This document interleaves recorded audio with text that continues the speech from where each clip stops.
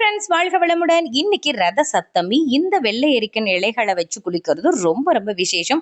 So எங்க வீட்டில் எல்லாருமே இந்த வழிபாடை பண்ணதுக்கு அப்புறமா ஹரிஷ் லேட்டாக தான் வந்தான். ஸோ அவனுக்கும் இந்த பூஜைகளை செஞ்சு குளிக்க வைக்கலாம் அப்படின்னு சொல்லிட்டு வெள்ளரிக்க இலைகளை வச்சு நாங்கள் எல்லாருமே குளிக்க வச்சோம். செம காமெடி பண்ணிட்டு இருந்தா. அவனோட சேர்ந்து நாங்களும் இன்னைக்கு ரொம்பவே என்ஜாய் பண்ணோம். இன்னைக்கு ரத சப்தமியோட பாத்தீங்கன்னா செவ்வாய்க்கிழமை மைத்திரு முகூர்த்தம், அதோட செவ்வாய் ஓரையோட குளிகை நேரமும் வரும். இந்த டயத்துல நம்ம சில பரிகாரங்களை செய்யறோம் அப்படின்றப்ப கண்டிப்பா கடன்ல இருந்து விடுபட முடியும் அப்படின்னு சொல்லி தாந்திரிக பரிகாரமா சொல்லுவாங்க. அதன்படி இன்னைக்கு மைத்திர முகூர்த்த டைம் பிப்ரவரி மாதம் 4ஆம் தேதி, தை மாதம் 22ஆம் தேதி செவ்வாய்க்கிழமை காலை 10:54 முதல் 12:35 வரை இருந்தது. இந்த டயத்துல நம்ம யார்ட்டையாவது கடன் வாங்கி அதை கொடுக்கறது ரொம்பவே சவாலா இருந்தது அப்படின்னு சொன்னா அந்த ஒரு மொய்க்கவர் எடுத்துக்கணும். அந்த மொய்க்கவர்ல நம்ம தர வேண்டிய நபரனுடைய பேரை எழுதிட்டு அதுல ஒரு குறிப்பிட்ட அமௌண்ட், அது 10 ரூபாயா கூட இருக்கலாம், அந்த அமௌண்ட் எடுத்து இந்த அரகஜா, புனுகு இந்த மாதிரியான வஸ்துக்கள் எல்லாத்தையும் தடவி கிராம்பு, ஏலக்காய், குறிப்பா பச்சை கற்பூரம், இந்த பிரிஞ்சி இலை இது எல்லாத்தையுமே எடுத்து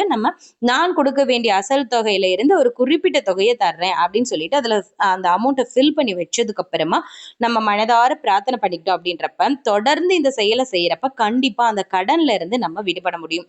இந்த பிரிஞ்சி இலையில நலம், வளம், சுபம், சுபிக்ஷம், நன்மைகள் இந்த மாதிரியான நேர்மறையான வார்த்தைகளை பச்சை பேனால எழுதுறது ரொம்பவே சிறப்பு. இந்த மாதிரி மைத்திர முகூர்த்தம் வர்றப்ப தொடர்ச்சியா நம்ம அமௌண்ட்டை போட்டு வைக்கிறோம் அப்படின்றப்ப கண்டிப்பா 7 மைத்திர முகூர்த்தத்துக்குள்ள இந்த கடன்ல இருந்து நம்ம விடுபட முடியும். ஆனா தொடர்ந்து செஞ்சா மட்டும்தான் நல்ல பலன் கிட்டும். அதோட இன்னைக்கு செவ்வாய்க்கிழமை வெற்றிலை தீப வழிபாடும் சிறப்பா பண்ணியாச்சு.